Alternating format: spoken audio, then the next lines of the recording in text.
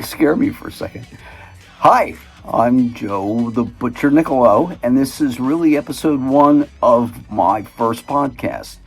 And what we're going to do today is I'm going to go back to Joe's garage and going to go through some of the plaques, the gold and platinum records and stuff, and see if they can jar my memory as to some stories that you might find interesting about the making of those records, or just interesting things about the act or the records that I've made.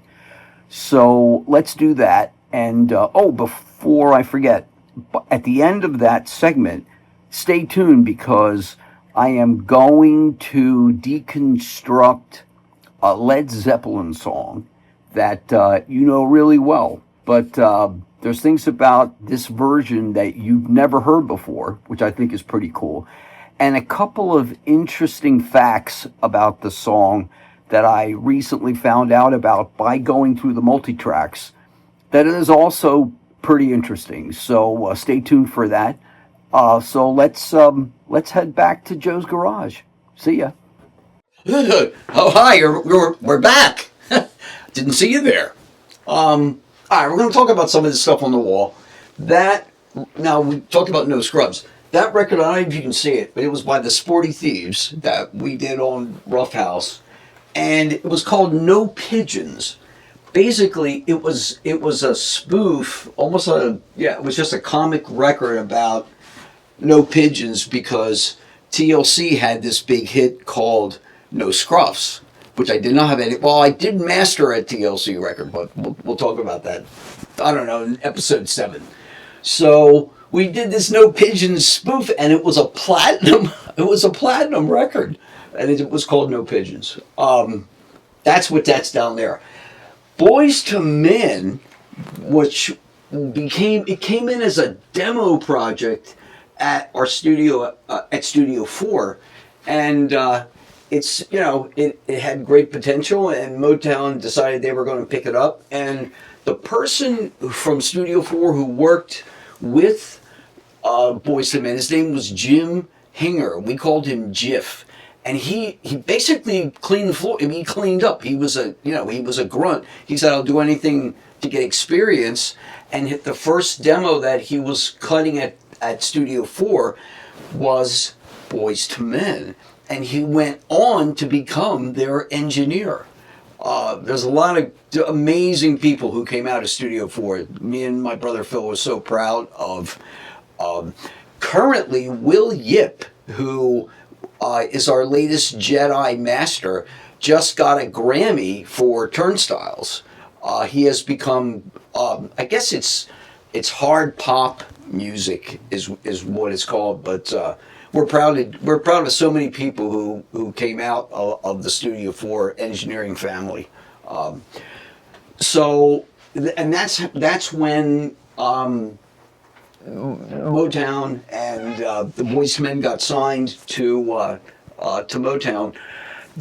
Another interesting story from a technical standpoint about the Motown record, we had this big Neve console, and you would track everything, but then you would go down to the mix sound where you would put all the tracks together, spend a lot of time getting each instrument perfect. And but after the song was done, you would do what we called a quick mix, and we called it the jukebox. It had no effects. It was just a couple of knobs that you turned up to get the sense of the record, which they did for every song. After they mixed and mixed and mixed at Motown, the band was like, "You know what, man? We like those roughs better than the finished record." And at least half of the first Boys to Men record were just these rough mixes with like no effects, and it just brought out the vitality and the life of that first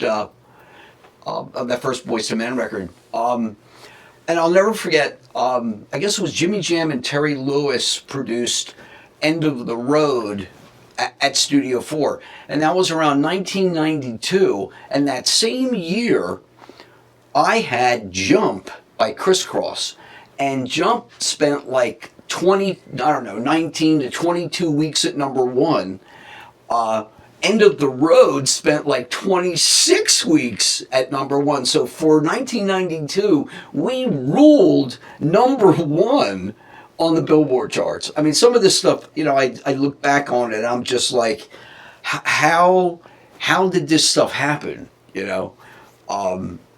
But again, man, the harder you work, the luckier you get. So let's move on to a couple other things here. This is, Cypress Hill, man. Cypress Hill, I discovered Cypress Hill because their producer, Grand Mixer Muggs, who I worked with a record before Cypress Hill. They were called the 7A3, Coolin' in Cali, that we did for Geffen. And so I knew Muggs from then. Then fast forward, I was actually producing the Booyah Tribe in LA, and I was mixing a record for Mellow Man Ace. It was called Mentarosa, which is up here on the wall somewhere. We'll get a shot of it. And it was a gold record.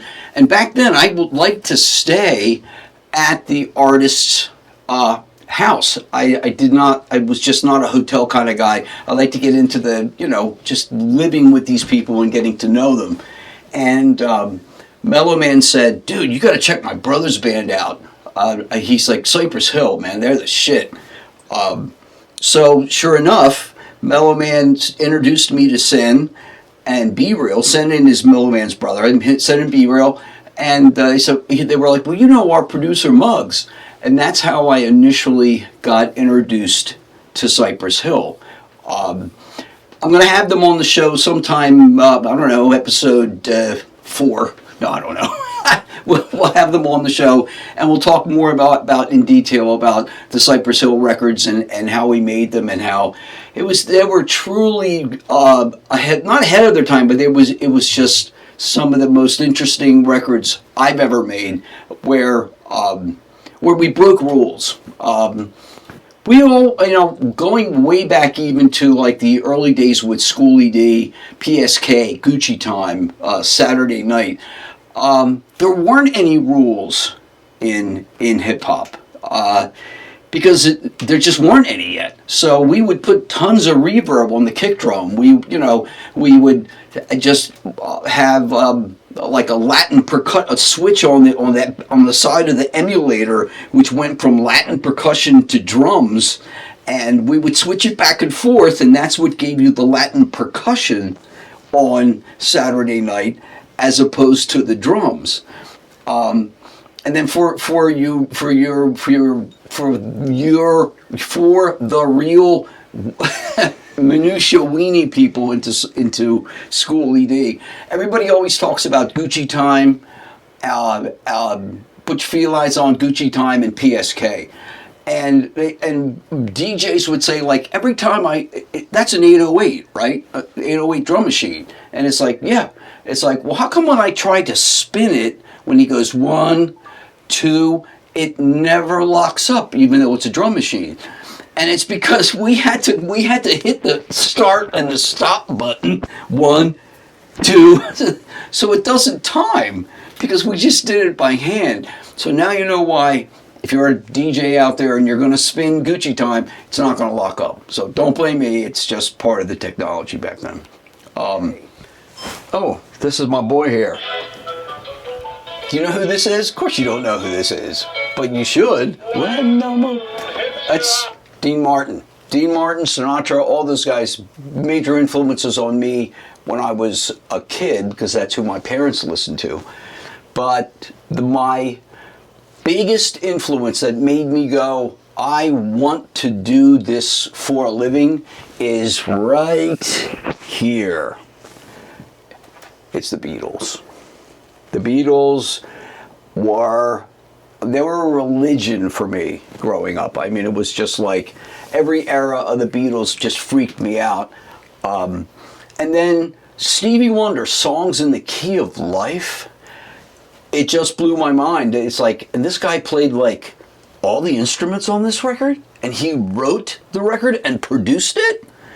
And of course then you had Prince, and then Pink Floyd, Dark Side of the Moon, and Yes, and the stuff we grew up with, Genesis and Phil Collins, which we're getting to right here. This is Phil Collins' live record, Serious Hits Live, and he actually mixed, when he was on tour, he would go to the different studios that had the right equipment, SSL, digital machines, which we had, and he would mix at our studio, and this was the Studio 4 downtown, and I'll never forget, this was when he was already starting to experience some hear loss, and when he would sit at the console, he would actually tilt his head a little to the right because his right ear was not as accurate or as clear as his left, and even then, he had started to experience some hearing loss. But that was a great experience. Again, these just about all the quote unquote superstars that I've worked with, and I've worked with Billy Joel, and I've worked with Bob Dylan, and I've worked with Phil Collins, Aerosmith. They are really, I mean, you hear, these weird stories, but for the most part, man, when you're working with them, they're just really generous, nice people. Now, maybe not all the time, but, okay. That reminds me of a funny story, okay? This is okay, Van Morrison, okay, has known to be a little, not bipolar, but he's a little eccentric, okay? But I love Van Morrison's music, and he was playing either at the Tower or the Troc. I mean, it was probably in the 80s, 90s time, right? So, and I was backstage, I forget if it was at Stars or Steven Starr or somebody from that era. And after the show, I wanted to meet Van, So Van is coming like this way toward me, okay? And I'm standing here with whoever it was, and he said, "Do you want to meet Van?" I was like, "Yeah, that'd be great. I'd love to." So I'm gonna be Van. Now you're me, okay? So I'm heading towards Van, and I'm putting my hand out to say, "Van, it's a pleasure to meet you." And this is what he did. "Yeah, whatever." "Yeah, whatever." And I was like, you know what though? Maybe he had a Jim's cheesesteak that that gave him agita or something. I don't know, but.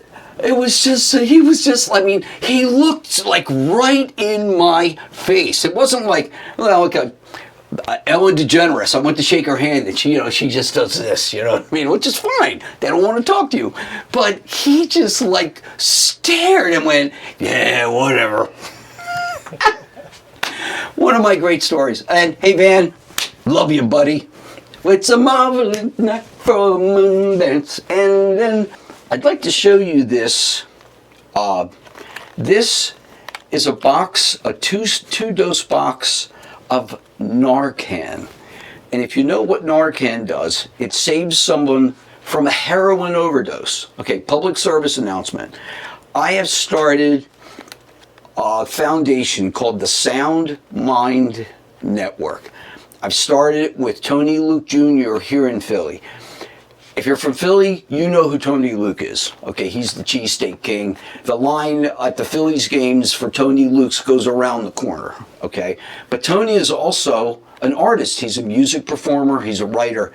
And unfortunately, more than several years ago, his son passed away from a heroin overdose. And to say it dramatically affected him is an understatement. He wanted to die. Okay, and so I got together with Tony, and as therapy, we started making music. We started making records. And we realized the way we can change the way the world looks at suicide, trauma, drug abuse is with music and the arts. And so we started the foundation. And the reason why I'm showing you this Narcan spray box is because You can get these for City of Angels, the City of Philadelphia. You can get these for free. And what I would suggest you do, because sometimes you live in a little bit of a shady neighborhood. Sometimes you'll drive through a shady neighborhood. It doesn't matter. If you have one of these in your glove compartment and someone is pretty much out from a heroin overdose, it's simple to use. You can save somebody's life by just having this in your glove compartment. And it's important to me because one of the other things is that all the proceeds that I make off of this whole whatever you want to call it, I guess podcast, right, is going to go to the Sound Mind Network. So we'll talk more about that.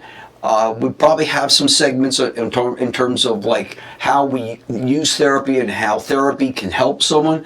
Because if you were, and then we'll get off the soapbox, but if you are suicidal and you cannot deal with one more second of living your life, this is, and matter of fact, I'm getting too detailed, but I'm going to get too detailed anyway. We can always cut this out, make it shorter.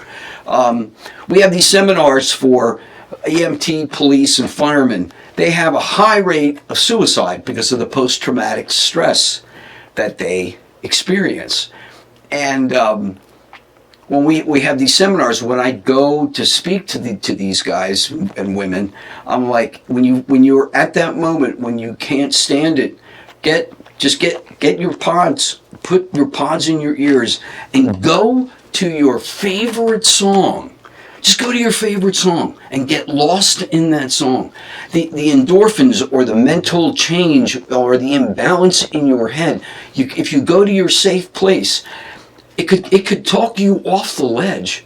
And I have had people say, dude, I mean, it's like you could call the suicide hotline, or you could take an Ativan or a nervy-dervy, but this will work instantly.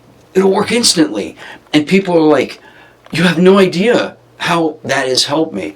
And it's something that you can also think about in your own life or someone else who you feel might need that help. Hey man, we're all here to try to help and save each other, because right now we're in a weird kind of spot where we need each other and we need to help each other and we need to stand up for each other. So that's just a little something that I just wanted to show you guys. So the song I've picked for you tonight needs no introduction, and if you don't know this song, you may as well shut the podcast off right now. So guys, yes, LED Zeppelin. Yes. You need cool air, baby. I'm not fooling. I'm gonna send you back to school,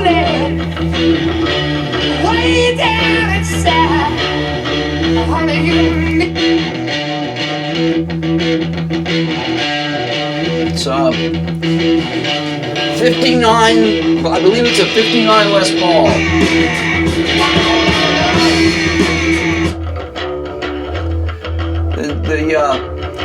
The bass is bleeding. It's not just a direct signal, it's also bleeding into where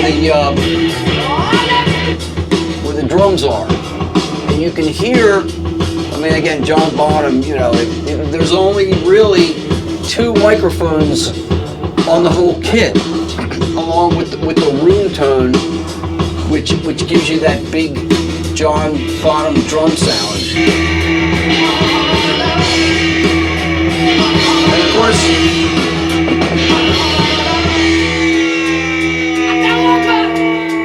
and they cut this out. Just a little bit. Just a little bit. And just about all the percussion stuff is in this middle section on this track. Of course, you also have all the noisy guitar.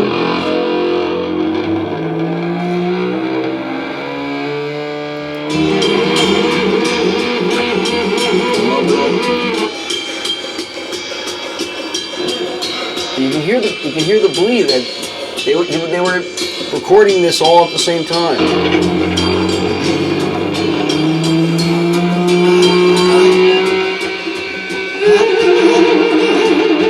This segment goes for longer than the record. They cut it down.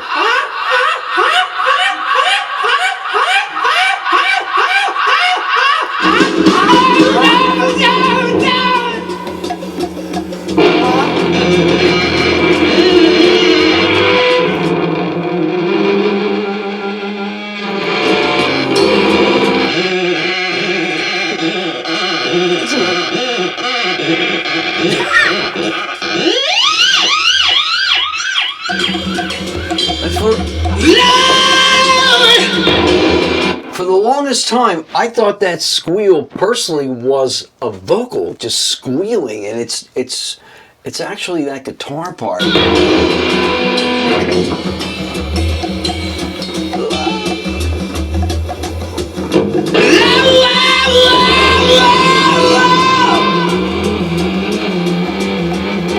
course, the big finish.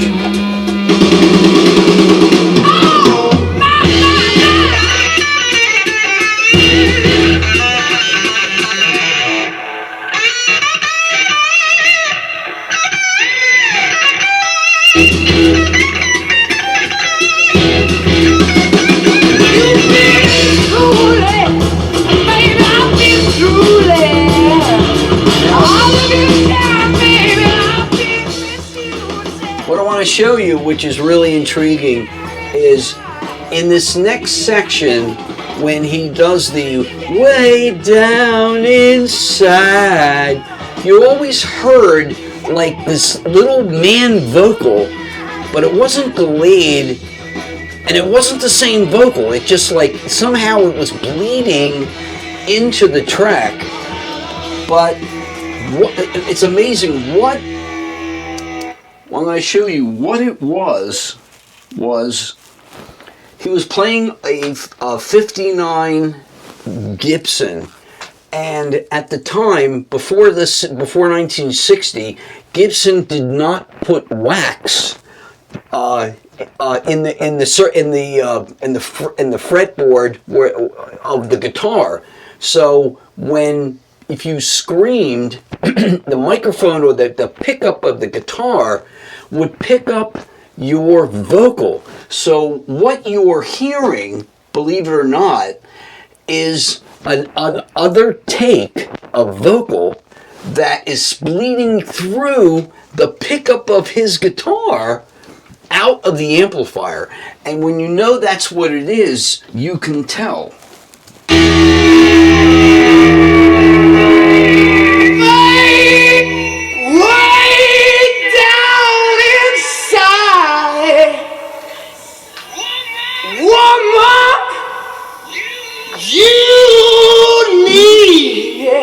Now, I'll play you just a guitar track.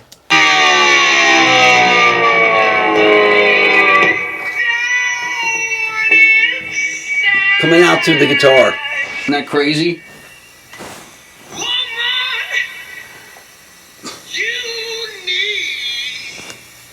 A totally different vocal. Now, what I'd like to show you here is this is an alternate version that you've never heard of that part, which I personally, I've heard the other one so many times that it's hard for me to say I like this new one better. I think it's because I've just never heard it. But let me play you this segment of the record of this different vocal part that, if you're a Zepp fanatic, you'll find this very intriguing. Baby, way down inside, woman, you need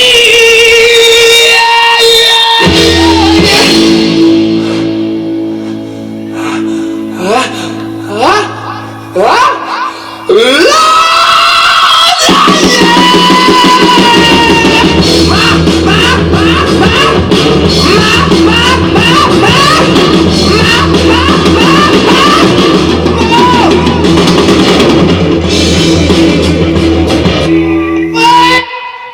show you too. Of course, after when he does the "Keep it going, baby," and there's a fade out, the song actually had an ending, which is pretty. It's pretty cool. I mean, it's pretty cool to hear if you've never heard it. Let's move up to here.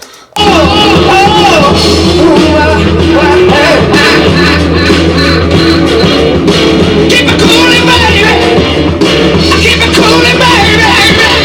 I keep it coolin', baby. I keep it coolin', baby.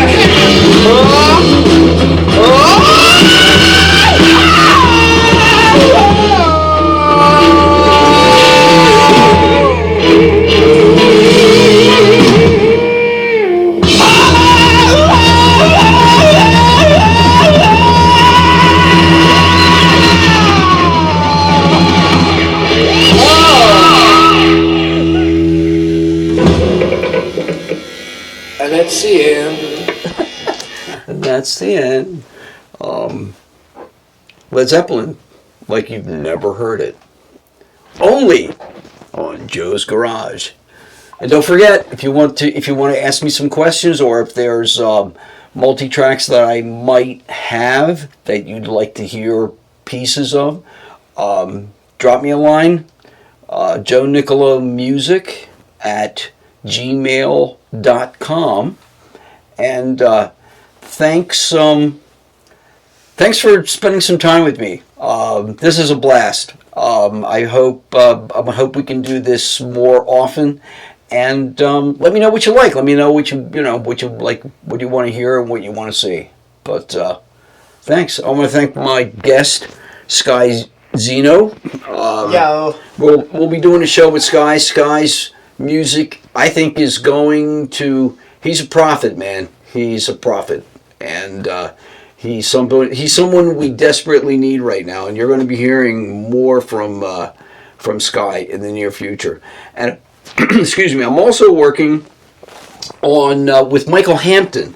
Now, Michael he's been the lead guitar player for Parliament Funkadelic since he was 17 years old, and that's a long time. And everybody knows George Clinton, everybody knows Bootsy, but one of the unsung heroes of Parliament is Michael, and he's never had his own opportunity to make his own records. And actually next month, although this is March, I don't know when this is going to air, and hopefully it'll probably be out maybe by the time this airs, but Michael has been chosen by Rolling Stone magazine as one of the top 100 best guitar players of all time. And he really deserves it. So, we're making some really crazy records that I know some of you people you're gonna like. It's like you're just gonna like it. So, thanks for tuning in, and let's watch out for one another. Okay, thanks.